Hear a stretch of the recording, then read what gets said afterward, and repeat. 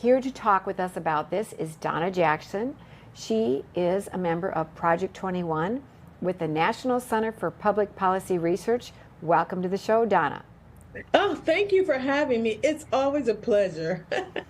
It's always a pleasure for us, right? Yes, it is. I said before the show, whenever I say Donna Jackson's going to be on, I always hear, oh, I love her. You know, you have a pretty impressive credentials, accounting with some pretty major firms. Give me just a thumbnail sketch of your background.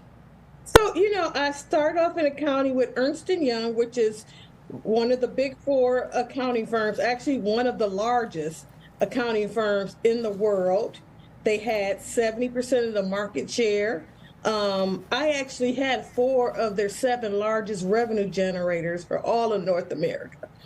I worked at Cardinal Health, which was number 18 on the Fortune 500 company, helping them spin off one of their entities into its own publicly traded companies. I managed the tax provisions for Marriott for all of their international entities.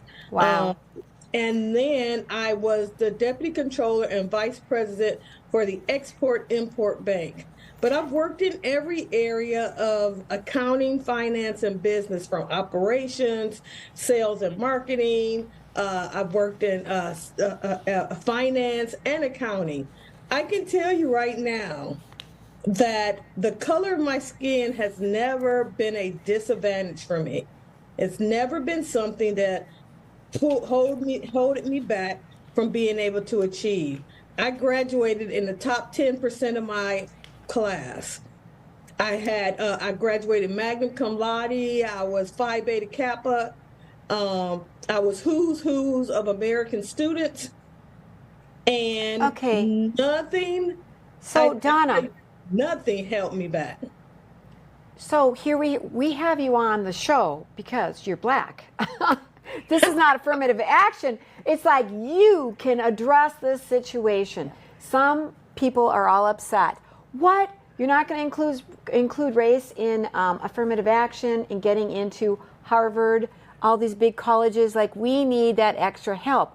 But I can tell you, if we applied against you to get into colleges, she would kick my butt every time. not based on your race, not based on your race, because of her experience. Based on your on your credentials, yes, on your abilities. Tell you something. I got my bachelor's degree in accounting in 2.5 years. So I was actually taking 24 to 28 units per semester when I graduated Phi Beta Kappa and magna cum laude. So anyone who's tested me that they can achieve because they're African American, I'm going to challenge them on that. Because there was nothing that stood in my way except me. I never had that mentality that said that I can't achieve because of the color of my skin. It was my success was dependent on the effort I put forward. And I believe that for everybody. I'm not special. I have 5 sisters and brothers. All of them have at least bachelor's, if not master's. My younger brother has 2 PhDs. In engineering and mechanical engineering, astronautical engineering. There's nothing that holds you back except the mentality that you have that says, oh, I have to look at that guy, and because he's the one that's going to determine my fate. And I think that's the worst thing that this country has done in the last 5 years. Told people that their success is dependent on the way someone else looks at them. Do you think that all these years of affirmative action, and they're trying to tell us now that all of us have a wrong idea about what affirmative action really is? That was part of the president's speech, his rebuttal, whatever. But do you think affirmative action has played a part in furthering the discourse that we see going on in our schools and our colleges as far as race determines so many things, and and blacks are always going to be the oppressed and things like that? Do you think affirmative action played a part in that?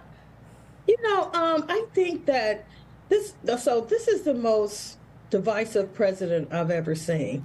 But I think that really what it's done is given this notion that you can achieve unless someone carves out a position for you. That's the wrong position we should be taking.